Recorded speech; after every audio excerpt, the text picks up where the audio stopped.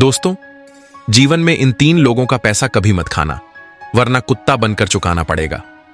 आखिर वो 3 लोग कौन हैं जिनसे पैसा कभी नहीं लेना चाहिए? अगर ले लिया तो समय पर चुकाना बहुत जरूरी है, वरना जीवन में कंगाली आ जाती है। आइए समझते हैं इस कहानी के माध्यम से। मित्रों, रामपुर नाम का एक नगर था। उस नगर में सत्यदास नाम का एक बड़ा व्यापारी रहता था।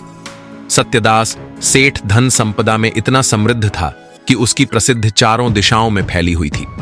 जैसा सेठ का नाम था, वो अपने स्वभाव से भी बिल्कुल वैसा ही था। सेठ सत्यवादी था और अपने कर्तव्य के प्रति अड़िग था। सेठ के पास खूब धन दौलत थी और उसके घर में किसी चीज की कोई कमी नहीं थी। सत्यदास सेठ के पास इतना पैसा था कि वो लोगों को ब्याज पर कर्ज देता था। उसने एक अनोखा नियम बना रखा था। वो 2 प्रकार का कर्ज देता था। पहला, जो इसी जन्म में लौटाना होता था। दूसरा, जो अगले जन्म में लौटाने के लिए दिया जाता था। कोई भी व्यक्ति कितना भी बड़ा कर्ज सेठ से ले सकता था और सेठ कभी पैसे देने से इनकार नहीं करता था। अब आप जानते ही हैं इस दुनिया में कैसे कैसे लोग होते हैं। अगर किसी को यह पता चल जाए कि एक आदमी अगले जन्म के लिए भी कर्ज दे रहा है, तो उसके पास कर्ज मांगने वालों की भीड़ लगना स्वाभाविक है। ईमानदार स्वभाव के लोग इसी जन्म में लौट आने की बात कहकर कर्ज लेते थे, लेकिन जो बेईमान लोग होते थे वे अगले जन्म का बहाना बनाकर सेठ से पैसे ले जाते थे। उन लोगों का मानना था कि सेठ महामूर्ख है जो उन्हें ऐसे ही पैसे उधार दे देता है। उन्हें लगता था लोग तो इस जन्म का कर्ज लौटाने का नाम नहीं लेते, भला अगले जन्म में कौन लौटाने आएगा? ये सेठ तो पागल है जो अगले जन्म की आस लगाए बैठा है। इस कारण सत्यदास सेठ के दरवाजे पर हर रोज कर्ज लेने वालों की लंबी लाइन लगी रहती थी। लोग सेठ के धैर्य और नियमों का मजाक उड़ाते थे, लेकिन सत्यदास सेठ फिर भी अपने नियम पर अड़िग रहता था। अब तो मित्रों, अगर किसी को किसी चीज की आवश्यकता पड़ती थी तो वो तुरंत सेठ के दरवाजे पर पहुंच जाता है। सेठ भी बड़ा उदार हृदय का व्यक्ति था। उसने अपने पास 2-4 मुनिम काम के लिए बैठा रखे थे। उनका काम यह था कि सेठ के यहां पर जो भी व्यक्ति पैसे लेने आए उसे पैसे देना और उनका लेखा जोखा तैयार करना। सेठ का नियम था कि कोई भी उसके दरवाजे से निराश ना लौटे। मुनीम कर्ज लेने वाले की मांग के अनुसार उसे पैसे दे देते थे। सेठ सिर्फ एक ही सवाल पूछता था कि यह पैसा इसी जन्म में चुकाएगा या अगले जन्म में। ज्यादातर लोग अगले जन्म की कहकर पैसे ले जाते थे। सेठ के मुनीम पैसे लेने वाले का नाम और पता अपने रजिस्टर में लिख लेते थे। अब ऐसे मौके का फायदा भला कौन नहीं उठाता। लोग खुशी खुशी अपना नाम सेठ के रजिस्टर में लिखवाता और उससे मुंह मांगा पैसा ले जाते थे। सेठ को इस बात से कोई फर्क नहीं पड़ता था कि कोई उसे पैसे लौटाने आएगा या नहीं, क्योंकि सेठ के पास धन दौलत में कोई कमी नहीं थी। इसी तरह सेठ का काम लगातार चलता रहा। मित्रों, किसी गांव में 2 चोर रहते थे। दोनों कोई काम धंधा नहीं करते थे। उनका काम बस जुआ और सट्टा खेलना, चोरी और बेईमानी करना था। वे दोनों इतने हरामखोर थे कि कभी कहीं काम करने नहीं जाते थे और बरसों से उन्होंने कोई मेहनत का काम नहीं किया था। उनका सारा समय चोरी डकैती में ही बीतता था। एक दिन उन्होंने कुछ लोगों के मुंह से सुना। लोग कह रहे थे, अरे भाई, तुम कहां इन गरीब लोगों का धन लूटते रहते हो? तुम सत्यदास सेठ के पास क्यों नहीं चले जाते? वो तो लोगों को मुंह मांगा पैसा उधार देता है। अगर तुम्हें पैसा लौटाना है तो इसी जन्म की कहकर ले आना, और अगर नहीं लौटाना है तो अगले जन्म की कहकर पैसे ले आना। सेठ दोनों तरह से कर्ज देता है। मित्रों, सत्यदास सेठ के बारे में सुनकर वे दोनों चोर बड़े खुश हुए। उन्होंने विचार किया, इससे अच्छी बात क्या हो सकती है? जब सेठ अगले जन्म के लिए ब्याज पर पैसे उधार देता है तो क्यों ना हम भी उससे खूब सारे पैसे उधार ले लें। चलो चलते हैं, कम से कम 55 लाख उधार लेकर आएंगे ताकि हमारे 10 साल बड़े आराम से कट जाएगा। मित्रों, इस प्रकार दोनों दोस्तों ने विचार किया। विचार करने के बाद वे दोनों सेठ के घर की ओर चल पड़े।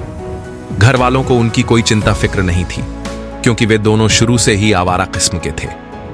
मित्रों, पुराने समय में यातायात के साधन नहीं हुआ करते थे।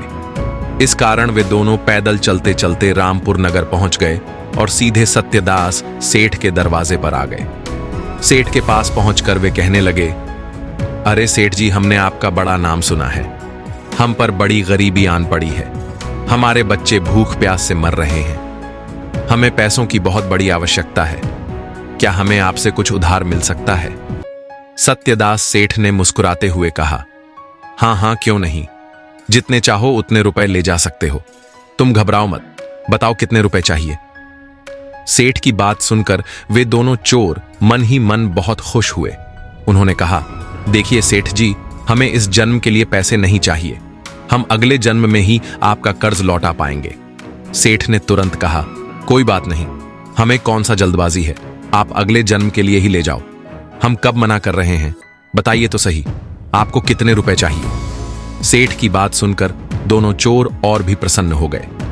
आपस में विचार करने के बाद वे बोले, सेठ जी, ज्यादा नहीं, बस 55 लाख रुपए दे दीजिए, ताकि हम हमारे बच्चों का पालन पोषण अच्छे से हो सके।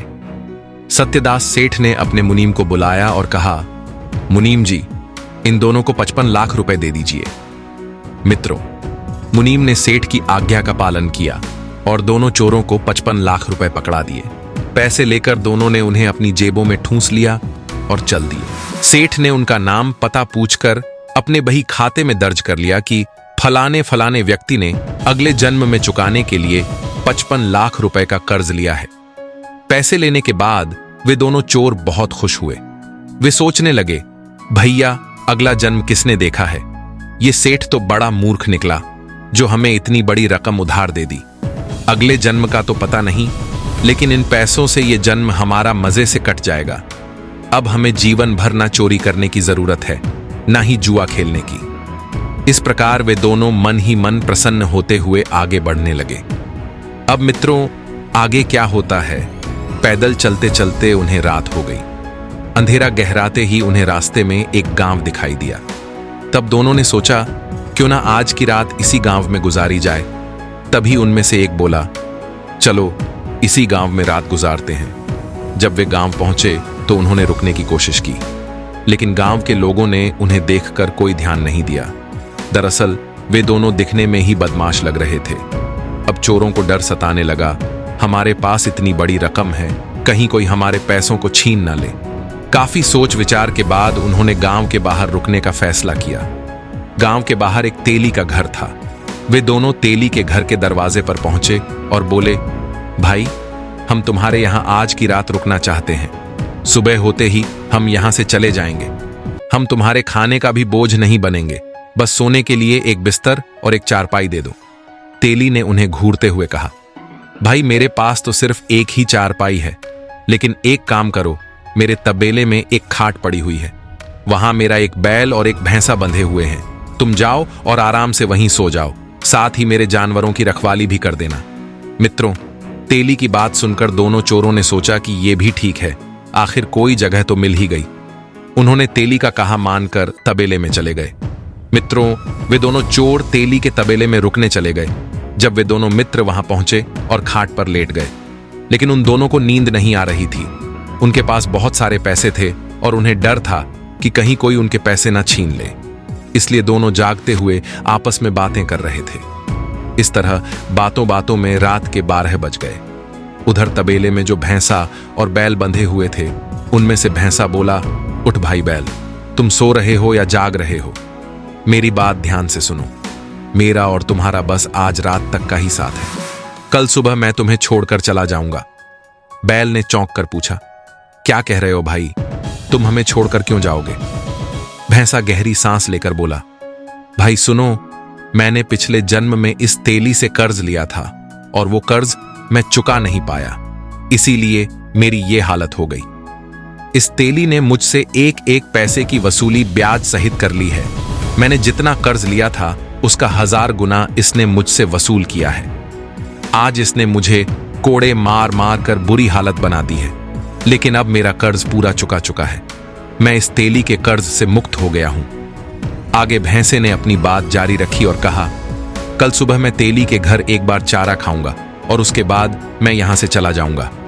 अंतिम बार भोजन ग्रहण करके मैं अपना शरीर त्याग दूंगा। हे बैल भाई, हमारे साथ बस इतना ही समय लिखा था। भैंसे की बात सुनकर बैल गंभीर स्वर में बोला, भाई तुम्हारी बात तो ठीक है, तुम तो मुक्त हो गए, लेकिन अगर तुम 2-4 घंटे और रुक जाओ तो मैं भी इस तेली के कर्ज से मुक्त हो जाऊंगा। बैल ने कहा, मुझे बस इस तेली की एक घानी सरसों पिरानी है, इसका कोलू मुझे 3 घंटे और चलाना है। उसके बाद एक कसाई आएगा, उस कसाई के पास मेरे पूर्व जन्म के पैसे बकाया थे। वो कसाई उन पैसों से मुझे खरीदेगा और ये तेली उन पैसों को ले लेगा। जैसे ही तेली अपने पैसे लेगा, मैं उसके कर्ज से मुक्त हो जाऊंगा। बैल ने गहरी आवाज में आगे कहा, भाई, मैंने भी पूर्व जन्म में इस तेली से कर्ज लिया था। इस तेली ने मुझसे कर्ज का अधिकांश हिस्सा कोलू चलवाकर वसूल कर लिया है।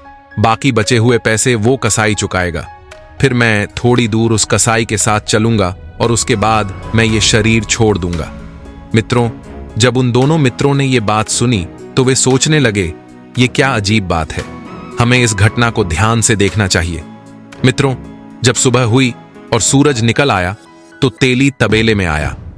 तेली ने आकर भैंसे के लिए चारा डाल दिया। भैंसे ने चारा खाया और चारा खाने के बाद वो वहीं जमीन पर गिर गया। उसके प्राण पखेरु उड़ गए।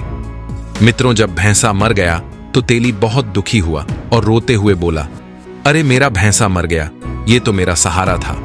चोर ये घटना देखकर आपस में विचार करने लगे, अरे भाई, बात तो बिल्कुल सही निकली, जैसा हमने रात को सुना था वैसा ही हुआ। इसका मतलब भैंसे ने सच में तेली से कर्ज लिया था। अब सवाल यह है कि क्या यह बैल भी मरेगा? चलो इसे भी देखते हैं। दोनों चोर वहीं रुककर ध्यान से सब कुछ देखने लगे। इधर तेली ने बैल को कोल्हू में लगाया और उससे लगातार 4 घंटे तक सरसों पिरवाकर कुछ देर बाद वहां एक कसाई आ पहुंचा। कसाई ने तेली से पूछा, अरे भाई, क्या तुम ये बैल बेचोगे? तेली ने जवाब दिया, हां क्यों नहीं, मैं ये बैल बेच दूंगा। कसाई ने कहा, तो बताओ कितने पैसे लोगे? तेली ने बैल की जो कीमत बताई, कसाई ने बिना कोई बहस किए उतने ही पैसे देकर बैल को खरीद लिया। बैल को लेकर वहां से चल पड़ा। उधर दोनों चोर फिर से आपस में कहने लगे, देख भाई, बैल ने कहा था कि कसाई आएगा और वहीं उसे खरीदेगा। कसाई आ भी गया और बैल को खरीद कर ले गया। अब चलो इसके पीछे पीछे चलते हैं और देखते हैं कि बैल कहां और कब मरेगा। दोनों चोर कसाई का पीछा करने लगे। कुछ दूर चलते चलते जब कसाई गांव की सीमा के बाहर पहुंचा तो अचानक वो बैल लड़खड़ाकर जमीन पर गिर पड़ा। उसके प्राण पखेरु उड़ गए। मित्रों, ये दृश्य देखकर दोनों चोरों के पैरों तले जमीन खिसक गई। वे एक दूसरे से कहने लगे, भाई, बात बिल्कुल सच निकली, जैसा भैंसे ने कहा था वैसा ही हुआ। भैंसे ने तेली से कर्ज लिया था, इसलिए उसे इस जन्म में भैंसा बनकर तेली का कर्ज चुकाना पड़ा और बैल भी तेली का कर्जदार था। जब वो पूर्व जन्म में मनुष्य रहा होगा तब उसने तेली का पैसा लिया था। अब उसने भी अपना कर्ज चुका दिया। फिर दोनों ने चिंता भरे स्वर में कहा, इससे तो यह सिद्ध होता है कि अगर कोई किसी का पैसा खाता है और नहीं लौटता तो उसे अगले जन्म में बैल या भैंसा बनकर वो कर्ज चुकाना पड़ता है। हम भी सेठ धर्मदास से 55 लाख रुपए उधार लेकर आए हैं। लगता है अगले जन्म में हमें भी सेठ के यहां कोई ना कोई पशु बनकर यह पैसा चुकाना पड़ेगा। दोनों मित्रों ने आपस में विचार किया कि अब क्या करना चाहिए। उनमें से एक ने कहा, चलो वापस चलते हैं और सेठ के पास जाकर उसके पैसे लौटा देते हैं। सेठ अगर पूछेगा कि पैसे क्यों लौटा रहे हो तो उससे कह देंगे कि हमारे पास पैसों की व्यवस्था हो चुकी है, आप अपने पैसे वापस ले लीजिए। मित्रों, इस प्रकार दोनों मित्रों ने तय किया कि वे सेठ के पास वापस जाएंगे और सेठ के बही खाते से अपना नाम कटवा देंगे। वे दोनों चलते चलते रामपुर लौट गए और फिर से सत्यदास सेठ के पास पहुंच गए। जब वे सेठ के पास पहुंचे तो सेठ ने उन्हें देखकर हैरानी से कहा, अरे तुम दोनों वापस क्यों आ गए, क्या बात है? तब दोनों चोर बोले, सेठ जी, थोड़ी देर पहले जो पैसे हमने आपसे उधार लिए थे वे पैसे लौटाने आए हैं। दरअसल हमारे पास और कहीं से पैसों की व्यवस्था हो गई है। कृपया अपने पैसे वापस ले लीजिए और हमारे नाम को अपने रजिस्टर से काट दीजिए। मित्रों, सत्यदास सेठ ने यह सुनकर अपना वही खाता निकाला और उसमें देखा, उसमें साफ लिखा था कि अगले जन्म के लिए पैसे उधार लिए गए थे। सेठ मुस्कुराते हुए कहने लगा, भाई, अगर तुमने इस जन्म के लिए पैसे उधार लिए होते तो मैं उन्हें वापस लेकर जमा कर लेता, लेकिन तुमने तो ये पैसे अगले जन्म में लौटाने के लिए उधार लिए थे। अब मैं इन पैसों को वापस नहीं ले सकता। मैं अपने बनाए हुए नियमों को बदल नहीं सकता हूं। यह कर्ज तुम्हें अगले जन्म में ही चुकाना पड़ेगा। मित्रों, जब उन दोनों ने सेठ की यह बात सुनी तो उन्होंने फिर से सेठ से कहा, नहीं नहीं सेठ जी, आपको ये पैसे लेने ही पड़ेंगे। मित्रों, अब तो सेठ ने साफ साफ इनकार कर दिया।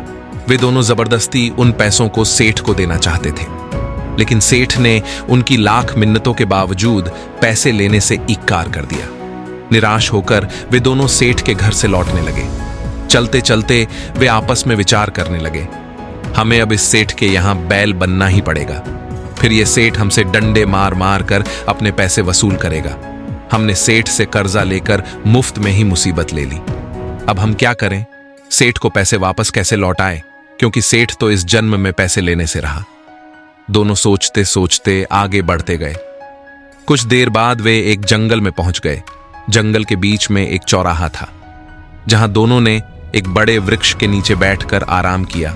वहीं बैठकर वे फिर से चिंता में डूब गए और कहने लगे, हमें अगले जन्म में सेठ के यहां जन्म लेना पड़ेगा। फिर वो ना जाने कितनी यातनाएं देगा और अपने कर्ज का हिसाब वसूलेगा। तभी एक चोर के दिमाग में एक युक्ति आई। वो बोला, भाई मेरे दिमाग में एक उपाय आया है। हम एक काम करते हैं, जितना भी पैसा सेठ से हमने लिया है उससे यहां जंगल में एक सुंदर तालाब बनवा देते हैं। देखो, यहां पानी का कोई साधन नहीं है। लोग इस तालाब का लाभ उठाएंगे और हमारा ये कर्ज भी सार्थक हो जाएगा।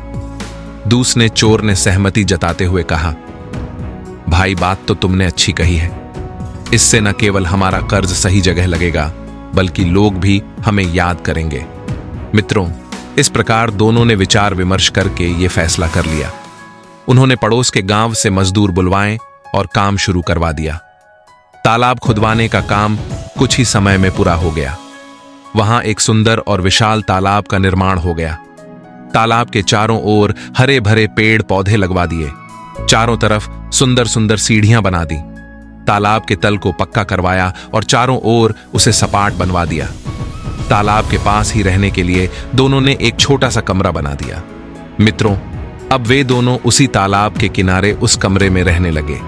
सेठ से जो भी पैसे उन्होंने लिए थे वो सारा पैसा उन्होंने उस तालाब के निर्माण में लगा दिया और एक बहुत ही सुंदर तालाब का निर्माण किया। मित्रों, कुछ दिनों बाद बरसात का मौसम आया। जिस चौराहे के पास वो तालाब बनवाया गया था वहां चारों तरफ से बरसात का पानी आने लगा। धीरे धीरे तालाब पूरी तरह से लबालब भर गया। वर्षा ऋतु के पानी के साथ जो गंदगी तालाब में आई थी वो धीरे धीरे नीचे बैठ गई और तालाब में बिल्कुल स्वच्छ पानी भर गया। धीरे धीरे उस तालाब की खबर आसपास के गांवों तक पहुंच गई। गांव के लोग अपने पशुओं को पानी पिलाने के लिए वहां आने लगे। लेकिन मित्रों, वे दोनों चोर जिन्होंने वो तालाब बनवाया था, एक लाठी लेकर तालाब की सुरक्षा करने लगे।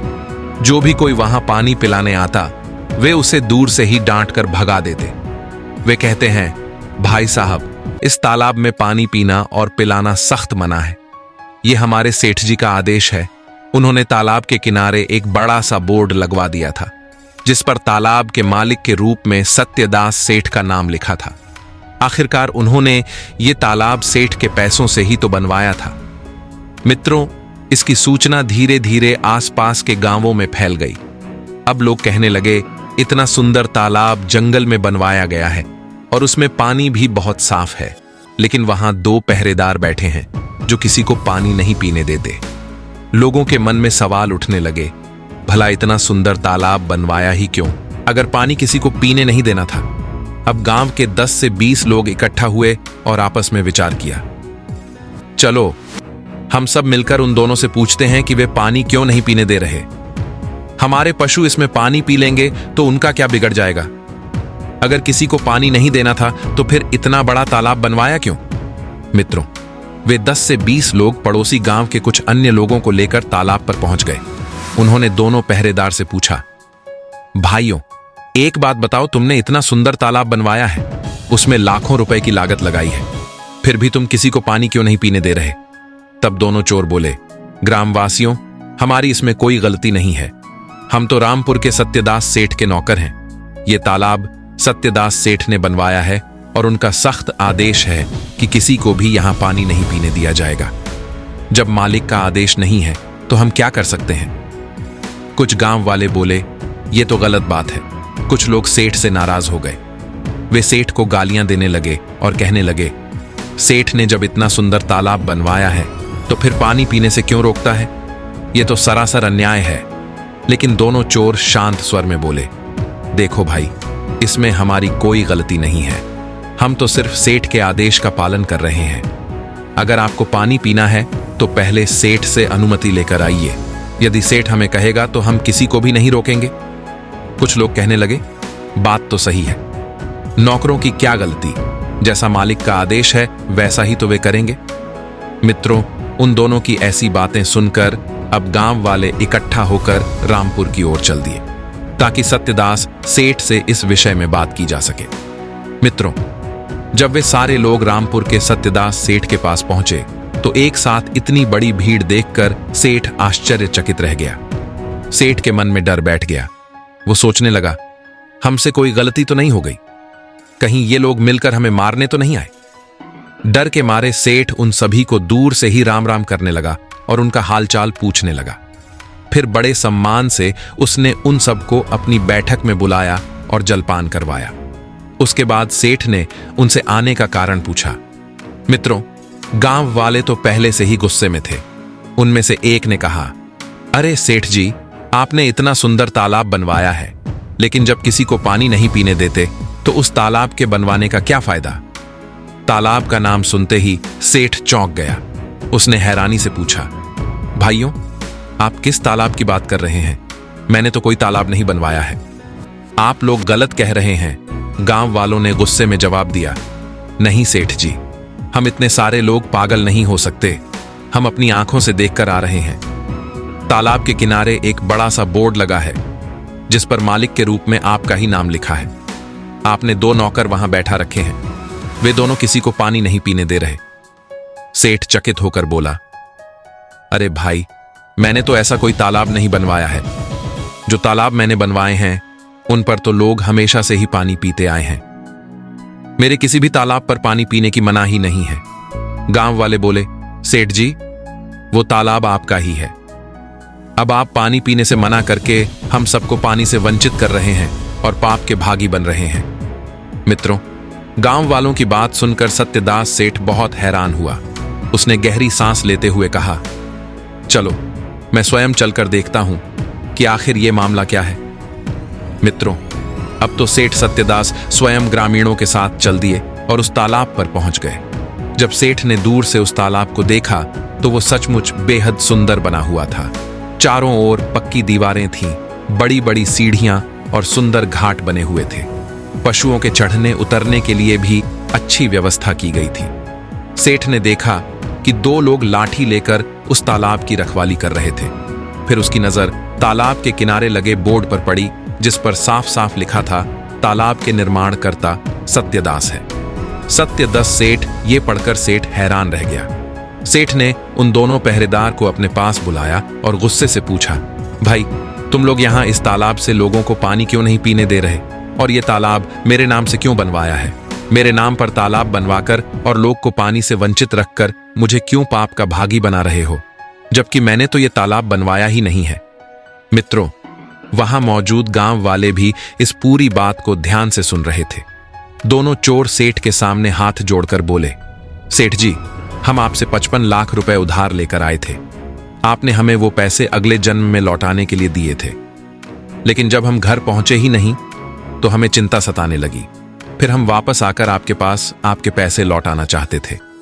उनमें से एक चोर आगे बोला, लेकिन सेठ जी, आपने साफ मना कर दिया था। आपने कहा था कि अगले जन्म के पैसे आप इस जन्म में वापस नहीं लेंगे। अब बताइए हम क्या करते? हमारे मन में यह विचार आया कि क्यों ना उन पैसों से इस तालाब का निर्माण करवा दिया जाए। दूसरे चोर ने कहा, पैसे तो आपके ही थे सेठ जी, इसलिए हमने तालाब पर आपका नाम लिखवा दिया, परंतु जब तक आप हमारे इन पैसों को माफ नहीं करते और अपने रजिस्टर से हमारे नाम नहीं काटते, तब तक हम किसी को इस तालाब का पानी नहीं पीने देंगे। सेठ ये सुनकर अवाक रह गया। गांव वाले भी हैरानी से सब कुछ देख और सुन रहे थे। दोनों चोरों ने स्पष्ट कहा, सेठ जी, जब तक आप इन पैसों को माफ नहीं करोगे, लोग आपको ही कोसें। हजारों लोगों की बद्दुआ आपके हिस्से में आएगी, क्योंकि ये पैसा तो आपका था। लेकिन अगर आप इन पैसों को माफ कर देते हो और हमारे नाम रजिस्टर से काट देते हो, तो चाहे जो भी आए वो यहां पानी पी सकता है, हमें कोई आपत्ति नहीं है। चोरों ने कड़क स्वर में कहा। लेकिन अगर आपने पैसे माफ नहीं किए तो फिर पानी तो छोड़िए, हम किसी को इस तालाब को हाथ भी लगाने नहीं देंगे। मित्रों, ये सब सुनकर सेठ सत्यदास भी बड़ा चकित हुआ। वो सोचने लगा कि इन दोनों ने तो बड़े दिमाग से काम लिया है। इस बीच गांव वाले बोल, सेठ जी, ये दोनों बहुत अच्छे आदमी हैं। देखिए, इन्होंने कितनी बड़ी सेवा की है, इतना सुंदर तालाब बनवाया है, आप इनका कर्ज माफ कर दीजिए। सेठ ने ठंडी सांस लेते हुए कहा, देखो भाई, मैं अगले जन्म के पैसों को माफ नहीं करता। तब दोनों चोर मुस्कुराते हुए बोले, कोई बात नहीं, मत करो माफ, लेकिन फिर हम भी किसी को पानी नहीं पीने देंगे और इस पाप के भागी तो आप ही बनोगे। सोच लो, आपके नाम से कितना बड़ा अपराध होगा। मित्रों, सेठ को यह बात समझ में आ गई। उसने सोचा, ये लोग मेरे पैसे और मेरे नाम का दुरुपयोग कर रहे हैं। अगर ये ऐसा चलता रहा तो मैं नरक का भागी बन जाऊंगा। सेठ ने गंभीर स्वर में कहा, ठीक है, मैं तुम्हारे पैसों को अभी जाकर जमा कर देता हूं, लेकिन बदले में तुम इन गांव वालों को पानी पीने दोगे। ना जाने कितने पशु जानवर और पक्षी इस तालाब पर पानी पीने के लिए आते हैं और तुम उन्हें भगा देते हो। मेरे लिए यह बहुत बड़ा पाप हो रहा है। मित्रों, इस प्रकार सेठ ने उन दोनों के पैसों को अपने खाते में जमा कर लिया और रजिस्टर से उनका नाम भी काट दिया। गांव वाले ये देखकर बड़े प्रसन्न हुए। बाद में वे दोनों चोर भी बहुत खुश होकर अपने घर लौट गए। उस दिन के बाद उन्होंने कभी किसी की ना तो चोरी की, न जुआ खेला और ना ही किसी के साथ बेईमानी की। उनके अंदर ब्रह्म ज्ञान जागृत हो गया। उन्होंने अपनी गलतियों को समझा और एक सच्चे ईमानदार जीवन का मार्ग अपनाया। मित्रों, इस कहानी का मुख्य उद्देश्य यह है कि यदि हम किसी का एक पैसा भी मुफ्त में खाते हैं तो उसे हमें किसी न किसी रूप में लौटाना ही पड़ता है। यदि हम किसी के धन की बेईमानी कर लेते हैं तो ये याद रखना चाहिए कि उस धन को कमाने वाले ने उसे कैसे अर्जित किया होगा। यदि वो धन अधर्म के रास्ते पर चलकर कमाया गया है तो उस पाप का भागीदार वो व्यक्ति भी बनता है जो उस धन को खाता है। मित्रों, बेईमानी का धन खाने वाला दूसरे के पाप भी अपने ऊपर ले लेता है और उस धन को उसे 1000 गुना ज्यादा करके किसी न किसी रूप में चुकाना ही पड़ता है। यदि आप ये सोचकर बैठ जाएं कि हमें वो पैसा नहीं लौटाना है, तो ये निश्चित मान ले कि आपको उसका दंड भुगतना पड़ेगा। जिस व्यक्ति का धन आप खा रहे हैं, एक दिन आपको उसके यहां भैंसा या बैल बनना पड़ेगा। इसका मतलब यह है कि किसी न किसी रूप में वो पैसा आपसे वसूल किया जाएगा। परमात्मा की अदालत में ना तो कोई गलती होती है, ना रिश्वत चलती है और ना ही घमंड। वहां पापी को उसके कर्मों का दंड अवश्य मिलता है।